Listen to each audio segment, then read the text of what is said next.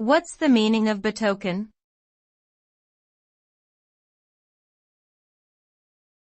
Betoken.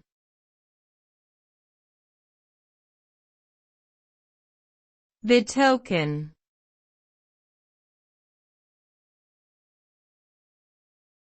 Betoken.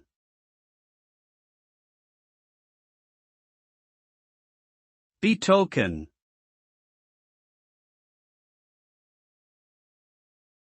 The word betoken can be defined as a verb that means to indicate or signify something. It is often used to describe something that is seen as an omen or a sign of something else. When something betokens another thing, it is typically seen as an indication of what is to come or a harbinger of some future event. This word is often used in literature or in more formal writing, and it can be used to convey a sense of foreboding or anticipation.